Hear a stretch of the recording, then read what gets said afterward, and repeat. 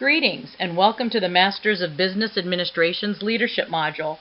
I'm Dr. Kathy Pelletier and I'm also going to be narrating this module. I am a professor in the Department of Management. My teaching and research areas include toxic leadership as well as ethical leadership. I also teach organizational behavior, and a secondary research program is gender and leadership.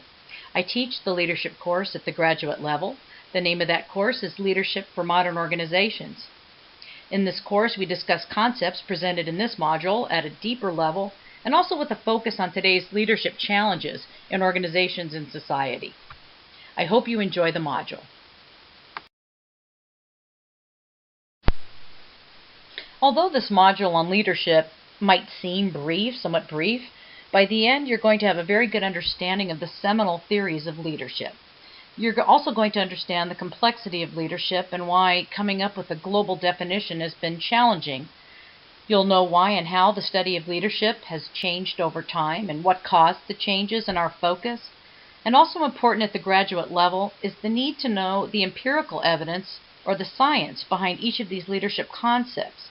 When seeking to motivate your team or when you're determining the best approach to improve morale in your workplace, rather than shoot from the hip when asked about leadership, you're going to have an understanding of not only the theories, but the outcomes associated with them. I'm now going to present you with a brief overview of the module.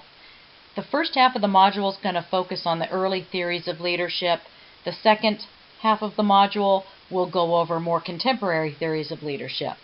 But let's go back to the early theories. As you can see from the list below, we're going to be covering 5 main topics or theoretical bases of effective leadership. And to give you a good overview, you will read the article by Uckel titled Managerial Leadership, a Review of Theory and Research.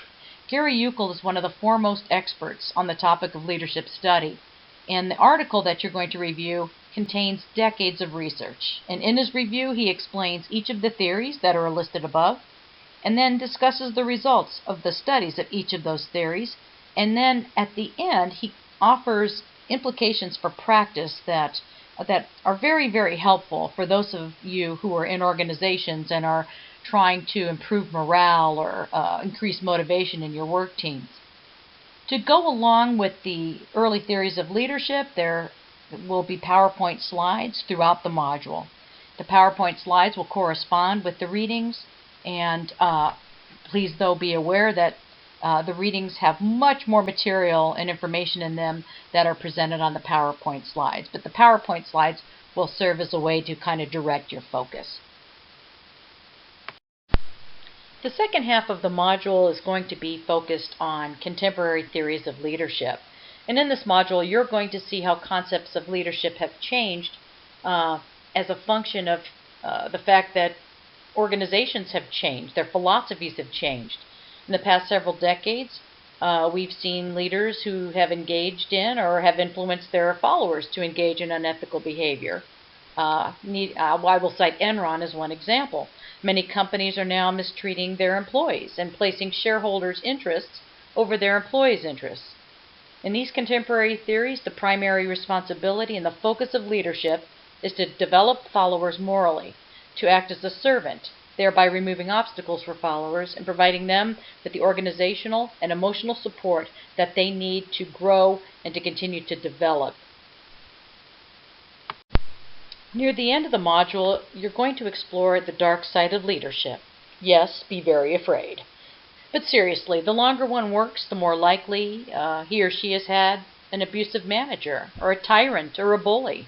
So most leadership research tends to highlight how leaders become effective, right? And they assume leaders are good to start with, and so we focus on theories in terms of how to get better.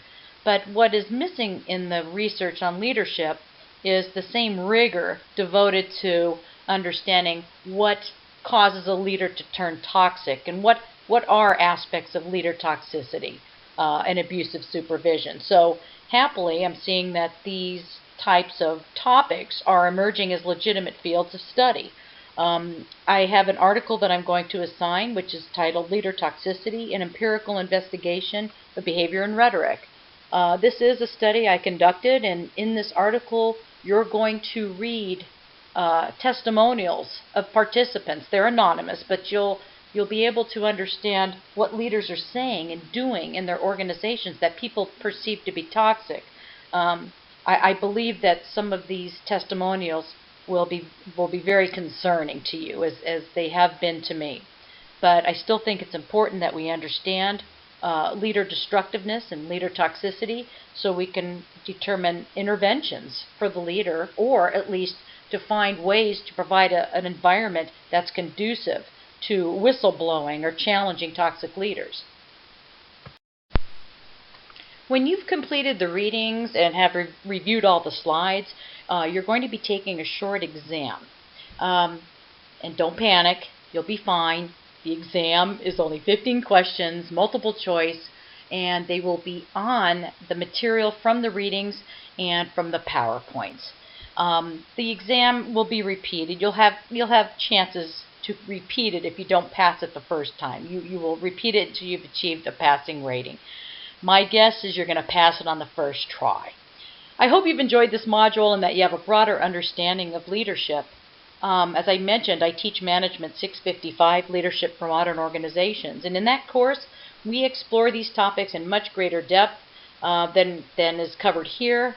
And you will also have opportunities to engage in role-playing activities. We'll be working on cases, viewing videos, and we will be discussing common ethical dilemmas that leaders might face.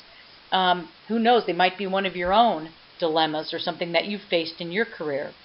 But by the end, you will develop the knowledge and skills to improve your effectiveness as a leader, or possibly to help your leaders be more effective themselves. Good luck on the exam.